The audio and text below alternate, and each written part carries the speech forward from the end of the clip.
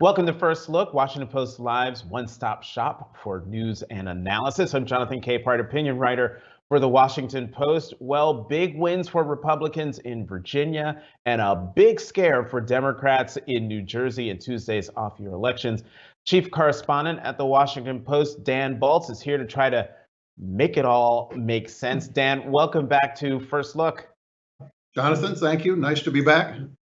So, Dan, as always in the news business, there's always something breaking before we can even talk about what I just said we were going to talk about. First, new jobs numbers came out moments ago. 535,000 new jobs created, upward revisions in the 531,000 jobs, upward revisions of the previous two unemployment numbers. Good news. Well, certainly good news for the country. Good news for the administration. They are very happy with that number. It exceeded the forecast or the expectations. The upward revision from last month is also good news for them.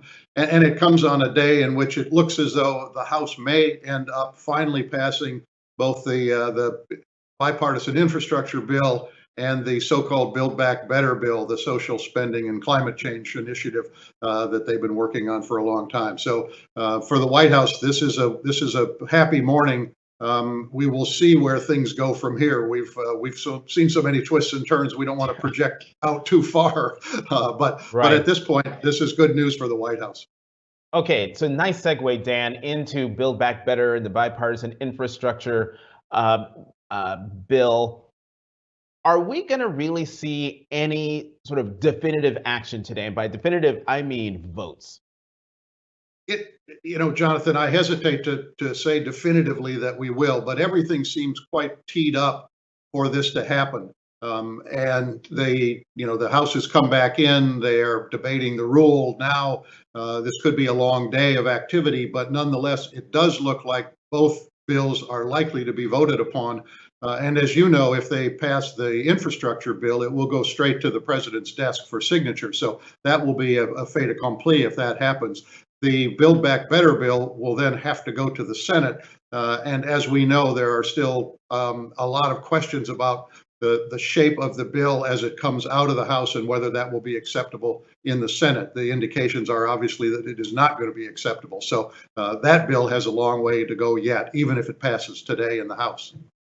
And that's the key thing. If the bipartisan infrastructure bill is passed by the House today, it goes right to the president for his signature and becomes law. How much did the elections for Virginia governor and New Jersey governor, where Democrats lost the chance of holding on to the governorship in Virginia and almost lost the governorship in New Jersey, how much of that played into the action that we're now seeing on those two bills on Capitol Hill? I don't think there's any question that the losses in Virginia and the scare in New Jersey pushed Democrats in Congress to move as rapidly as they possibly could to get these bills on the floor of the House and perhaps passed. I think that there was an imperative after what happened Tuesday that they had to stop dithering and begin acting in defense of themselves, and to be able to have something that they could take back to the country as they head into the midterm election next year, which, as we know, is likely to be a very tough year. Mm-hmm. Very likely to be a tough year. All right, Dan, let's talk about Virginia. Republican Glenn Youngkin beat Democrat Terry McAuliffe, who's a former governor of Virginia, seeking a non-consecutive second term as governor, because in Virginia you can only serve one term as governor. But Youngkin's ability to embrace the Trump voter the Trump base while keeping Donald Trump himself at arm's length. Do you think that is going to be the new template for Republicans around the country to get them from being candidates to being elected officials? I think they hope it will be, and in some cases it may well be, but I don't think it's something that you can apply to every race next year. I mean, one of the things is that Youngkin did not face a primary election. He was nominated at a convention, and the dynamics of a convention are different than a primary. What we're seeing in some states where there are primaries is that there is a competition to out-Trump one another among the Republicans seeking the nomination. So this will have to play out race by race, but certainly Youngkin found the formula in Virginia. He accepted quite happily the endorsement from the former president. He didn't do anything to, in essence, disrespect the president, and yet he tried to keep the president at arm's length. The president obviously never came in to campaign for him or with him, and so he was able, as he put it, to have a coalition of never Trumpers, forever Trumpers, and everybody else that he could pull together. So it was an effective strategy on his part, and I think you have to give him and his campaign credit for the way they manage this, but I don't know that you can apply it to all the races that we're going to see next year. Mm-hmm. All right, let's talk about New Jersey. You know, I interviewed Governor Murphy on my MSNBC show. He was up in the polls. He was supposed to breeze to re-election, and that didn't happen. And it is a scare for Democrats, because President Biden won New Jersey just last year by 16 percentage points. The guy that Governor Murphy was running against, Republican challenger Jack Ciattarelli, most people, at least outside New Jersey, had never heard of him before. So considering Murphy is a relatively popular governor in New Jersey, was his near defeat a commentary on the president and the Democratic Party? Well, I think it's a commentary certainly on the president and the state of the presidency. And to some extent, the Democratic Party.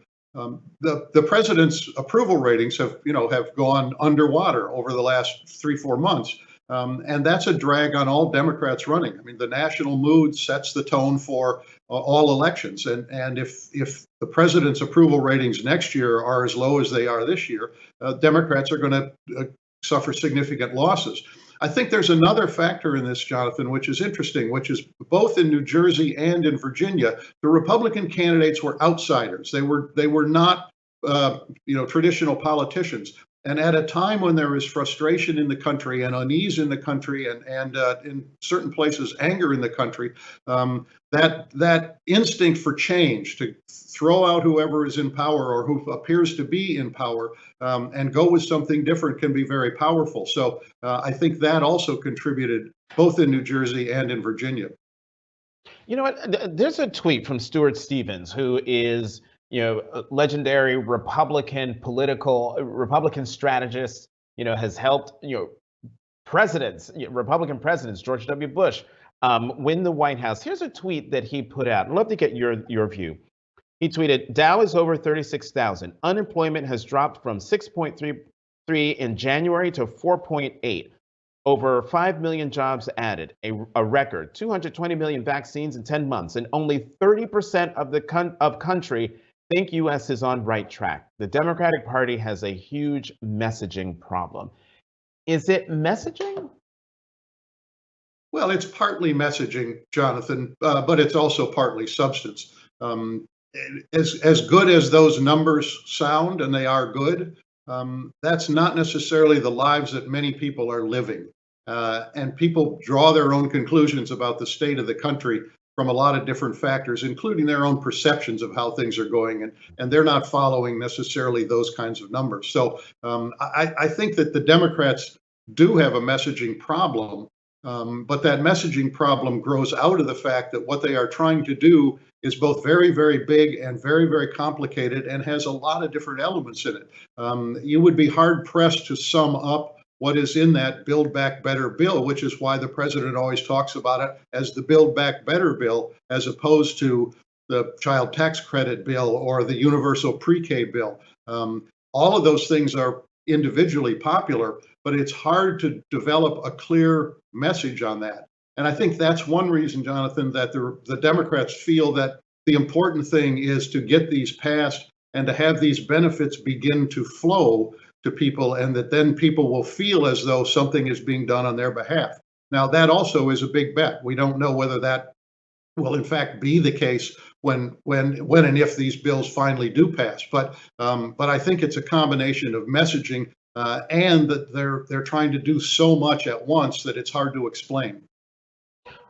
Real quickly, because as always, Dan, when you and I get to talking, the time just flies and we run out of time. But I just real quickly, which result was worse for Democrats?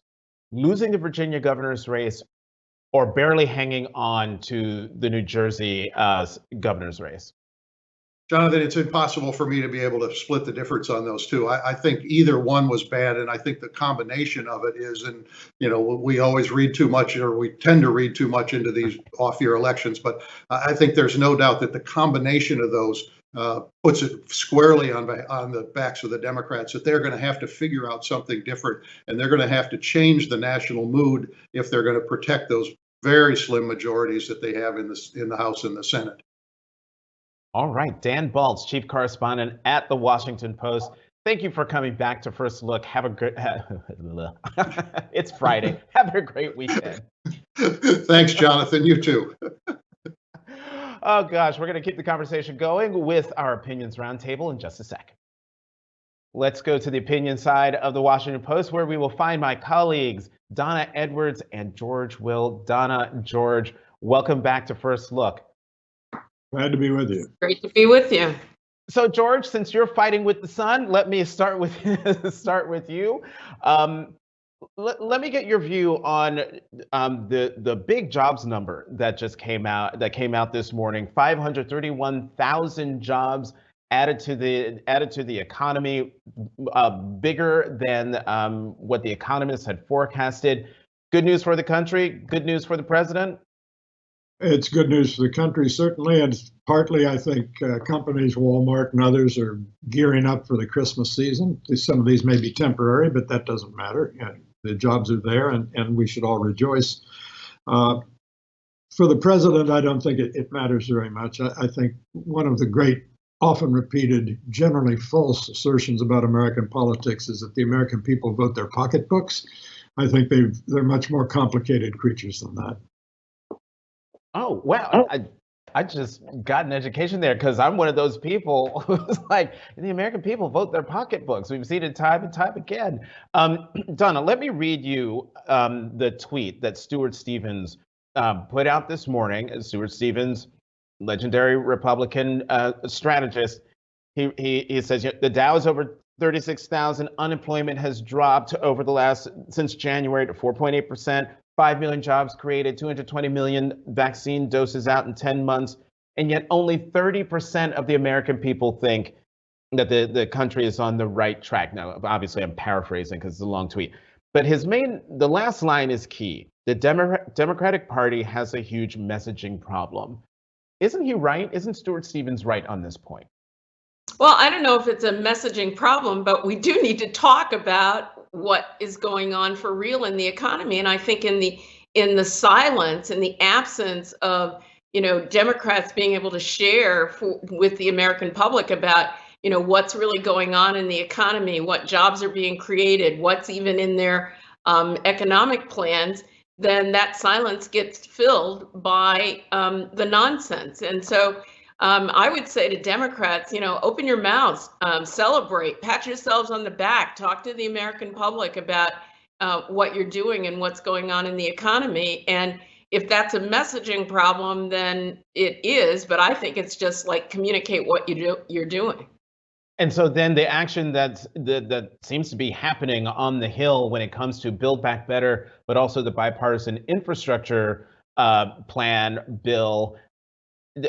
Do you think that if they actually vote on both those things, but particularly infrastructure, because if the House votes on it and passes it, it goes right to the president for his signature and becomes the law of the land, is that essential to talking about what the administration is doing?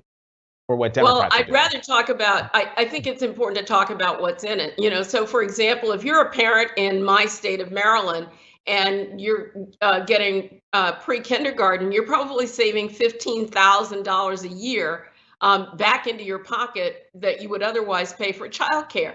And I think it's going to be important to make sure that Americans really know what they're getting. I mean, what was the value of all of this fight if you're not going to share with the American people what's in it? I only wish that this Friday, where there's going to be a vote on infrastructure, it goes to the president's desk. There's going to be a vote on the social safety net programs.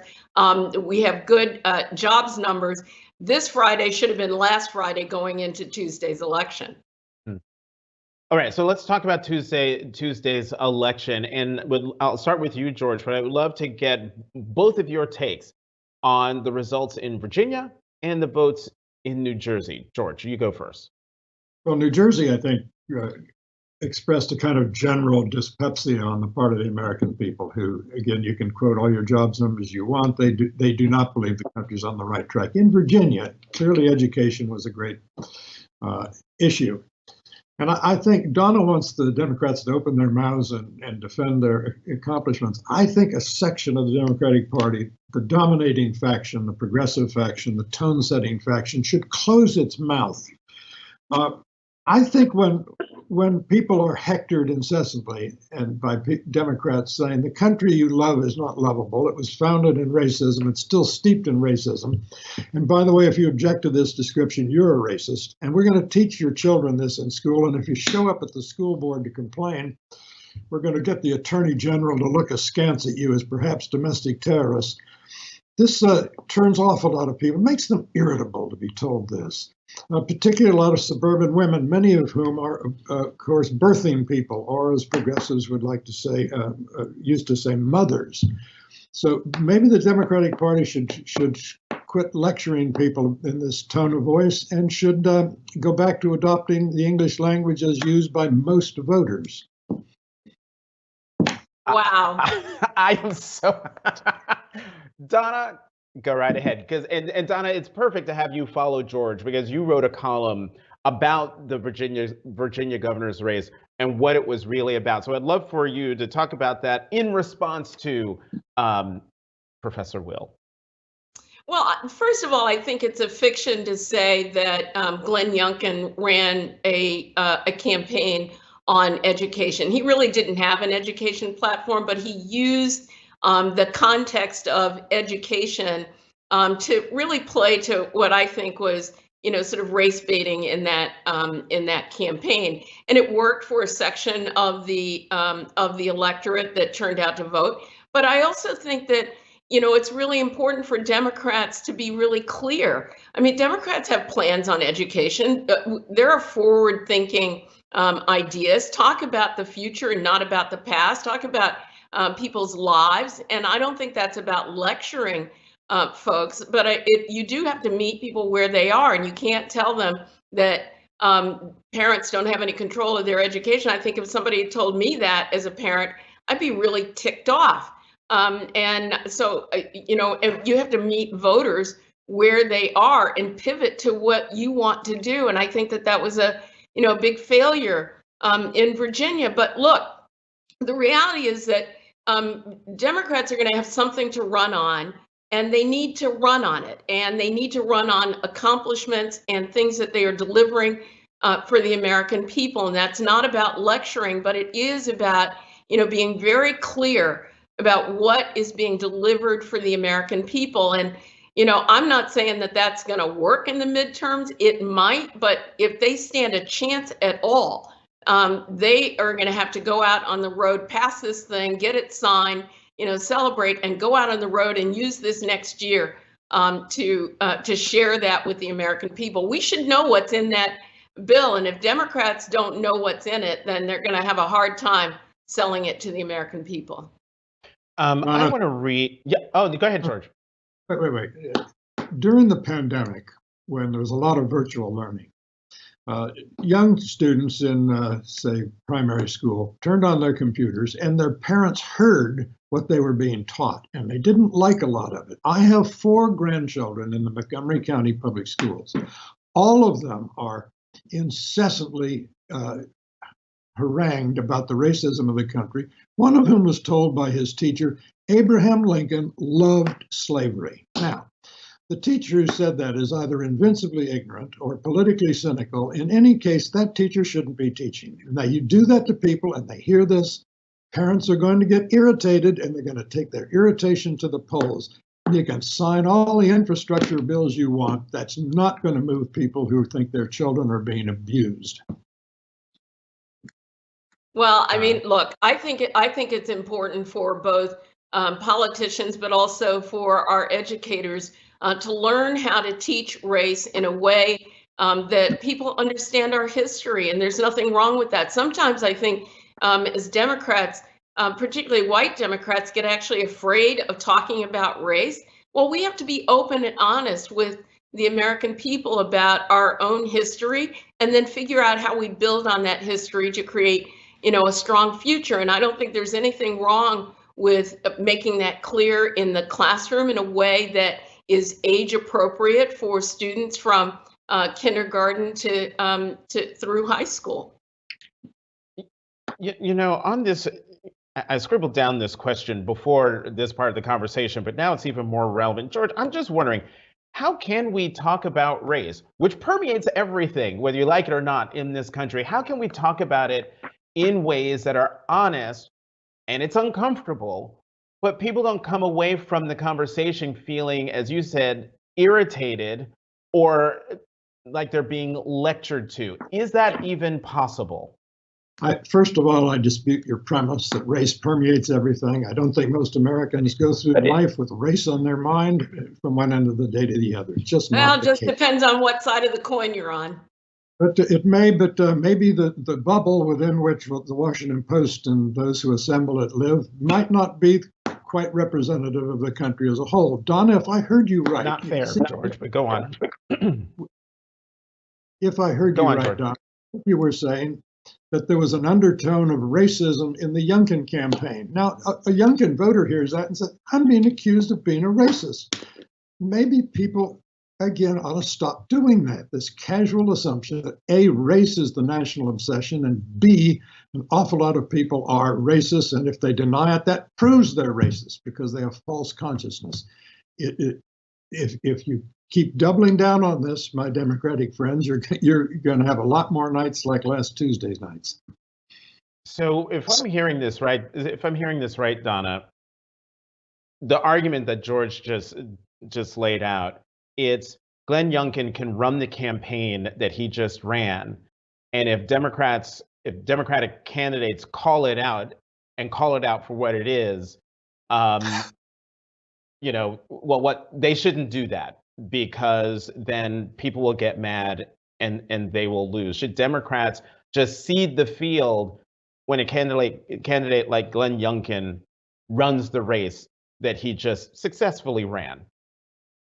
Well, I mean, here's the thing. I mean, for some of us, race is a part of our lives. My son driving a car, walking into a store and being followed around. These are actually things that are part of people's lives. And if we can't unpack that, then what does that say about us as Americans, about our willingness to work toward a more perfect union? And so we have to figure this out. And I think leaders have to be, willing to have that conversation instead of using it as a cudgel when it comes to voters, either by playing to their fears or by throwing it in their face. I mean, neither of those things, I think, works to help us move forward. And so I guess I want leaders who are able to unpack this in a way that doesn't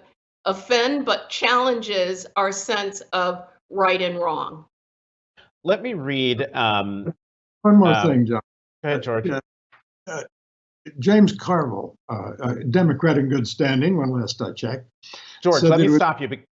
George, let me stop you because that's exactly where I was going. I was just about to read James Carville's full quote so folks can understand it and get both of your reactions. And George, I was actually going to come to you, start with you on it. This is what James Carville said on PBS NewsHour. He said, "What went wrong is just stupid wokeness. Don't just look at Virginia and New Jersey. Look at Long Island, look at Buffalo, look at Minneapolis, even look at Seattle, Washington.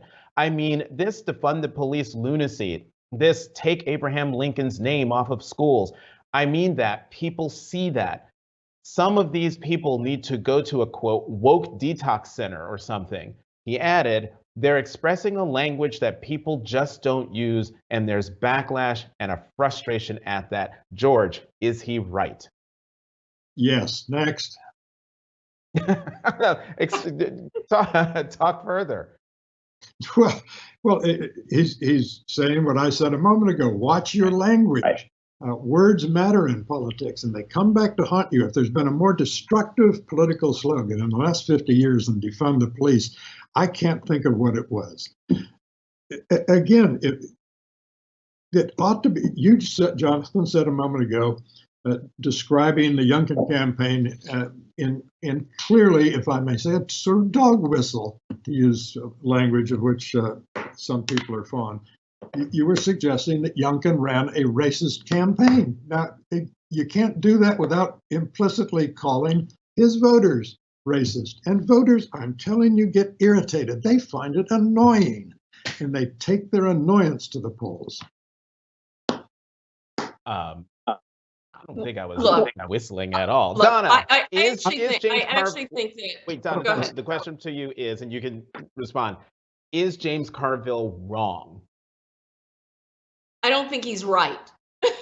But I do, but listen, I do think that there is, truth in, I mean, you can't beat people over the head with your message or your ideology. But we have to have leaders who are willing to have really difficult conversations with voters. And the fact that one campaign or the other found a sliver of the electorate that was moved by turning Toni Morrison into the 2021 welfare queen says more about that candidate and the campaign, not about his voters, but that he was able to use that to carve out that 1 or 2% that could put him over the top. Now, let me tell you, I think that Terry McAuliffe in Virginia had, a huge unforced error in describing the role of parents in their education, whether it was taken out of context or not. And so you also can't run campaigns where you're telling voters over and over again that they're wrong. Voters don't like to hear that. And when they go to the polls, they don't like to vote for people who are telling them that they're wrong.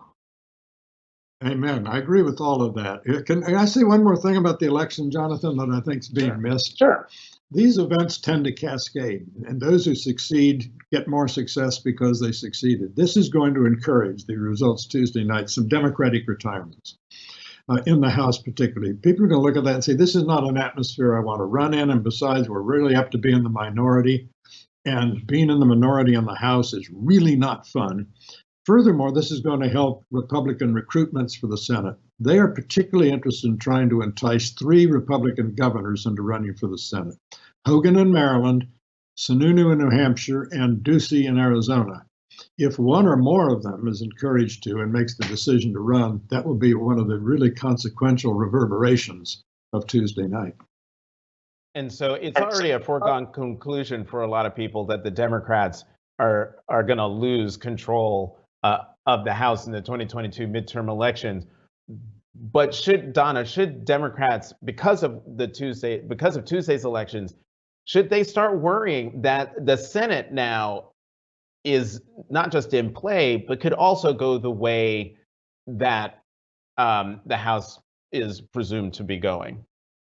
Look, I think Tuesday means that Democrats, whether they're in the House or the Senate, have to recalibrate seriously and figure out ways in which, even though it's a long shot, that they can parlay what is going on now in an improving economy. And I do think people care about what's in their wallet when they when they go to the grocery store, when they buy gas, whether they have a job that pays them a decent wage. And if Democrats can't take what they've done over this last year or what they will complete doing this year and parlay that into the election, then yes, there are going to be losses. But, I wouldn't count them out yet, but history is not in their favor. Right. And with that, this incredible conversation has to stop here. Donna Edwards, George Will, thank you very, very much for coming back to First Look. Have a great weekend. You too. Thank you.